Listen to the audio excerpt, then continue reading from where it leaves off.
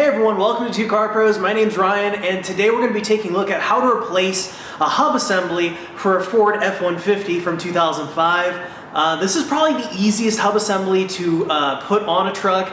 I haven't really experienced one easier, if I'm honest, so this is a great place to start. If you're a little unsure, it's very straightforward. There's really nothing to it except buying a decent breaker bar. Other than that, let's go ahead and jump in. So the first thing we're going to do is turn the entire steering assembly to the right so you have a little bit more workable position so we can begin removing the brake caliper and the caliper mounting bracket, just like you were doing a brake job. 13mm bolt, use a wrench or a socket.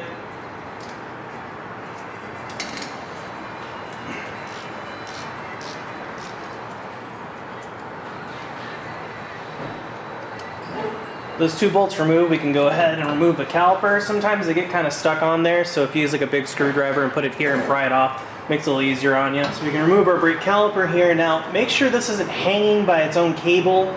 You can secure it with a zip tie up top on the upper control arm or somewhere about that. You can even just set it on top of here, but I'm gonna go ahead and secure it with a zip tie so it doesn't fall off. Nice and held on to the upper control arm with a zip tie, so now we can move on. The brakes themselves, just remove these little clips that hold them in place, and then we can kind of walk those bad boys out. The next thing we're going to do is remove this wheel sensor. We don't have to disconnect it from the truck or anything. We just need it out of the hub so we can remove it. And why they picked a size 5 Allen, I couldn't tell you. A regular bolt, in my opinion, would have been better. But it yields pretty easily. Honestly, that's like the scariest part with working with little teeny tiny Allens like this, because you can just round the inside of them super easy, but we got lucky here. Now we can remove that out of the hub. There we go.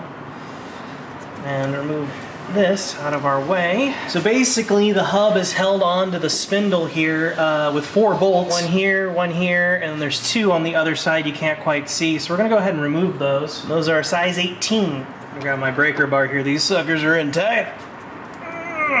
But my breaker bar makes short work of them.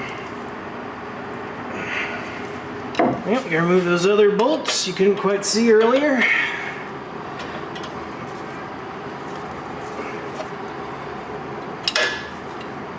The breaker bar is essential for this repair. There we go. Once you break them loose, often you can just grab a ratchet and finish them off.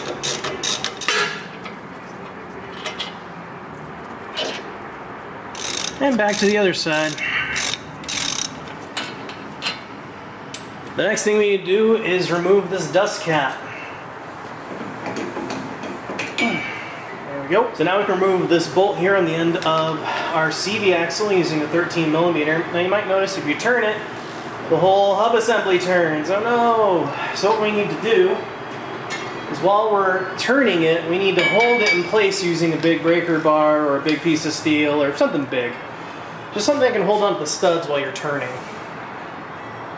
There we go. So now, with a little jiggling, a little encouragement, our hub assembly comes right off. The next thing I'm going to do is push back the CV axle a little bit to get a little room so that way I can go around and clean up all this old grease and grime. The cleaner you can get this, the better. If you really wanted to, you could take the CV axle completely out and then clean inside of here extra good, because there's just a ton of metal and basically old bearing material, because as 2 metal surfaces wear, the exchange metal, which leads to why your hub assembly is broken. So if we clean this out with a screwdriver as best we can, no, you're not going to get it perfectly NASA tier clean, but it will be pretty decent, at least more decent than it currently is.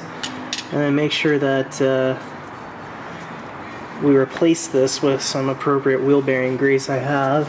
I'll leave a link down below in the description to it. It's great stuff. So I'm going to take some synthetic wheel bearing grease and grease inside of here, basically replacing the grease, old grease that we removed. It's not rocket science, but it's important for the overall health of your vehicle.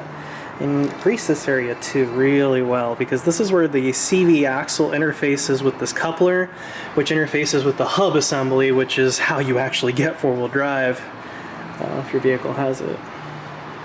If you don't have four-wheel drive, you don't have a CV axle here, but you should still grease your stuff up. Doesn't need a terribly huge amount, but you know, decent amount, be good. And then before we do anything else, I'm gonna grease this spindle here. Before we do anything else, we're gonna maneuver our CV axle and coupler back into position, so that way the teeth mesh up like they were when we found them, so they look nice and complete like that. Put some grease on here. That looks excellent. So now we can move on to our replacement part. So I have on my workbench here our old hub assembly. We can see that you can actually see little bits and flakes of metal in there. What that is bearing material eating itself, which is why you get a hub assembly that goes out and why it needs replacing. So I want to go over what this sounds like when it's going out. And it's kind of funny because when you turn either left or right, it'll kind of sound like this. You know, it's kind of a funny sound and everything. Or it'll sound like really high-pitched metal on metal. It'll just sound not good coming from one of your tires. This is almost always the culprit, and it is here. And you can just tell by all the metal bits in here that no good, thumbs down, not doing good. Speaking of thumbs downs, why don't you give this video a thumbs up for me? I'd appreciate that. That was horrible. Anyway, what we can do is throw that in the trash. We don't need that anymore, and we have our new replacement parts. And thank you to Universal Partial Smashers for delivering me most of a hub. The unit seems to be fine, but the box is absolutely destroyed, including any kind of part number. Maybe it's on it. So according to the hub itself, it's a Moog 515079. In any case, I will leave a link down below in the description to this exact product. Moog makes great stuff. And we can also see that on the back of it, it actually came with an ABS wheel sensor. And if you want to replace that unit with, if you want to replace the old unit with this unit, I encourage you to do so, but I'm not going to do that here. Mine's working perfectly fine, and I'd love to have a replacement, so I'm going to keep this around. Now, if you don't want to worry about this sensor in the future, I encourage you to go ahead and use the replacement unit as given, but this is really easy work for me, so I'm just going to keep this bad boy in storage for next time. And set that aside. Then we can generally check out our unit compared to our old one. A big thing, especially on trucks, is the amount of studs you have. My truck is a 6-lug, so 6 studs are needed. Sometimes trucks are 5-lug, like some of the light-duty Rams are 5-lug, and some of these F-150, even way back in the early 2000s, were 5-lug. So double check and make sure that you have either a 5-lug or a 6-lug, because it won't work if you try to put a 5-lug on a 6 and vice versa. And then we can also remove this little seal here that keeps the inside bearings, needle bearings, nice and clean. And now we are ready to go back to the truck. When installing your hub assembly, make sure you have it going on the correct way. Because it's a square, it can go on, you know, 3 incorrect ways and 1 correct way. And the correct way is the hole for the wheel sensor is facing back toward the driver. And we can go ahead and slip this bad boy on and reach around back and put one of the bolts that holds the hub in, at least finger tight, so it doesn't fall off. And we're going to tighten these up in a cross pattern. It's going to be a little hard to film to try to get all these in the same shot, but basically I'm going to go top left, bottom right, top right, bottom left. So we're bolting in a cross pattern to ensure that the hub sits down evenly. Because if you don't, it can technically unloosen, just like if you don't tighten a car tire on in a star pattern. And then I'm also only doing a little bit at a time. You know, I'm not tightening it all down on one side and then tightening it all down on the other. I'm doing them in increments, so I'm basically doing a little bit on each one and then moving on. And again, that's so it sits down in most even way possible.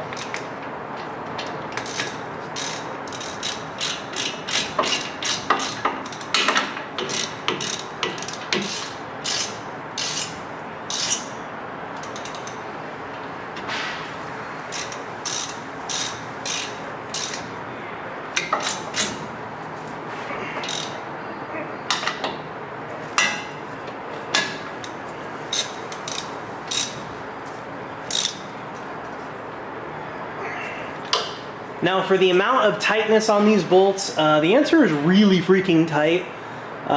If I find a torque spec, it'll be on the screen. Now if you don't have a torque wrench, which is frankly understandable, pretty darn tight with a breaker bar is going to be your answer. And make sure you're still going in a cross pattern, just like you would a wheel.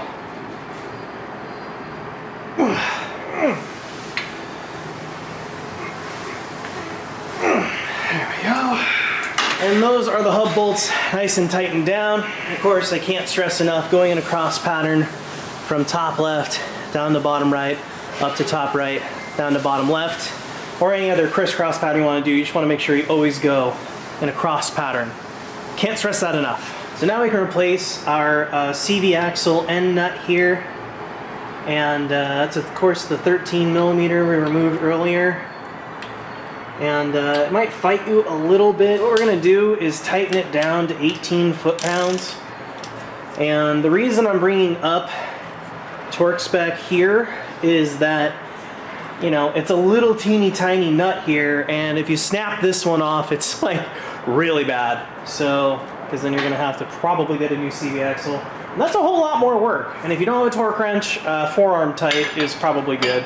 And again, we're going to grab our large prying implement. A screwdriver will work here, and it's going to hold the studs for us while we tighten it. See, it's not very tight. Actually, you know what? Wrist tight with a large implement like this is good enough. So that's 18 right there. And that's nice and tight. We can put the dust cover back on. Alright, so what I've done is shot some spray paint onto our old dust cap. Not really sure why I didn't come with a new one. And I've also put it in the freezer for about 20 minutes. So it's a few hundred thousandths of an inch smaller than when we removed it. So it fits in easier. Give it a couple taps with the rubber hammer. And once it is come back to temperature, room temperature, it will have expanded in this slot here, and it's not going anywhere. And replacing this dust cap is really essential for keeping dirt and crud out of your bearing assembly. Now we can replace our wheel sensor here, putting that back into its home, securing it with that Allen bolt.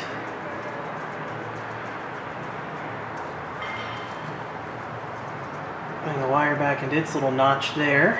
And not very tight is the torque spec. You really don't want to crank this one down. It's just a little guy. So that's all I'm going to give that. And that's back in its home. Now we can replace our rotor, making sure that it sits in such a way that it's not just going to fall off with ease. We can grab our caliper mounting bracket and replace that. Once you get this bolt finger tight started, now the rotor can't possibly fall off. A little insurance there. Using our 18 millimeter socket, we can tighten up these bolts for the caliper mounting assembly. And the torque spec is pretty freaking tight. They're 18 millimeters. They are fairly stout bolts, so they need a stout amount of pressure.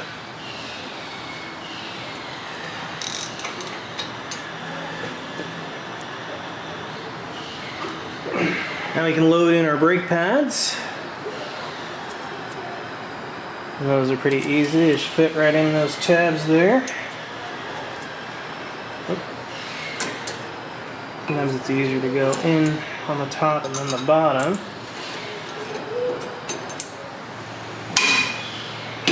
There we go.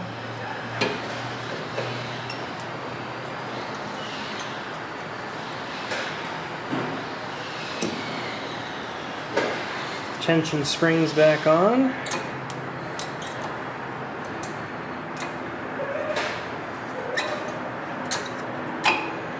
So because Ford put these springs back on here, what that does is it actually separates the brake pad off of the rotor. I'm assuming to prevent drag. I think they're kind of unnecessary.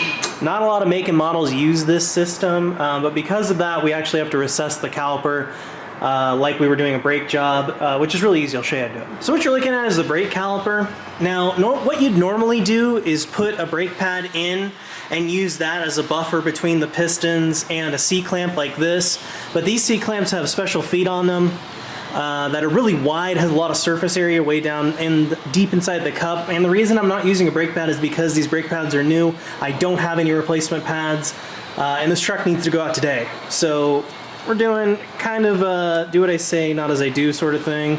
And we're gonna tighten these evenly to retract our piston here. Pistons, sorry, there's two. So with both pistons fully retracted, we can put it back on our caliper mounting assembly. There we go, cut our protective zip ties.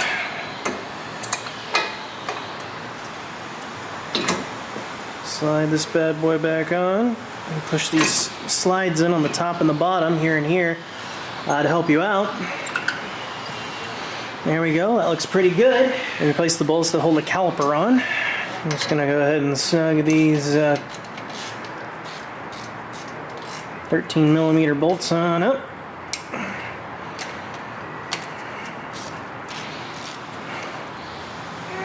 And there we go, but there's one more thing we have to do. So before we go anywhere in the truck, we have to put the wheel back on, which you probably know how to do, so I'm not gonna show that here.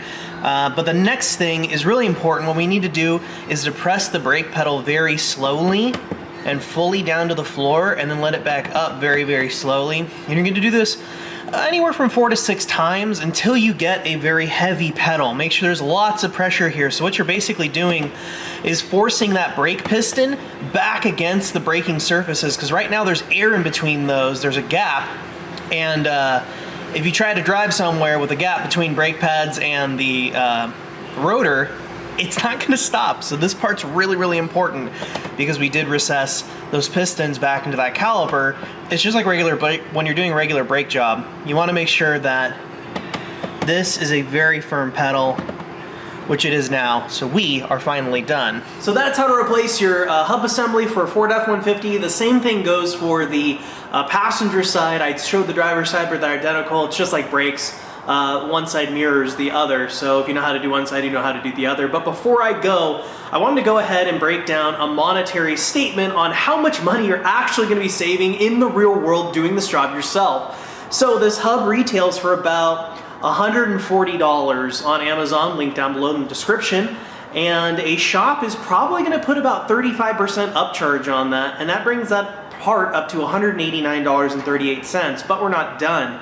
In the book, they are legally allowed to charge you 1.4 hours worth of work to do one hub. Now, most neighborhood shops, I'm not going to talk about the dealer, because honestly, the sky's the limit when it comes to the dealer. I'm just talking about kind of like your neighborhood mechanics somewhere, in town, like someone's automotive shop, and they're going to charge you anywhere from $80 to $100 an hour, depending on the area, the type of vehicle, what kind of work they're doing. So I'm just gonna say it's 90 bucks an hour on average. I'm trying to do this as general as possible. So they're charging you 126 bucks for the work to put the hub in, which brings your grand total up to $315.38 for one side, or you could just pay the 140 bucks for the hub and do the work yourself. You're saving over 50% doing the work yourself for one. And for two, it's actually kind of insane how much they're charging you. So if you're doing 2 hubs and you take it to a mechanic, they get to charge you 2.6 hours worth of work, which is $234, and $280.56 for 2 hubs is their base price. But again, they're going to charge you about 35% on top. So that's an additional $56, bringing the parts cost to $378.76. Plus your work, you're looking at $612.76. So you could either pay $280 worth of parts and do the work yourself, or about $612. That's nearly double to have someone else do the work for you. And honestly, this work's not that hard. I firmly believe anybody could do this type of work in your driveway with some jacks and jack stands in a little bit of time, maybe on a weekend. It shouldn't take you any longer than an hour each side, just about. If I wasn't filming, it would probably only take me about 20 minutes, but I have pneumatic tools and a lift and stuff like that. So I have a little bit of an advantage there on time. But if I had just hand tools, there's no way it would take me more than an hour for each side. It's very easy, very straightforward, very approachable. I encourage you to do the work yourself. It's not very hard, and honestly, it's pretty rewarding. Thank you so very much for watching. All applicable links are located down below in the description. If you like this video, please give it a like and consider subscribing. Thank you so much for watching, and I'll see you next time.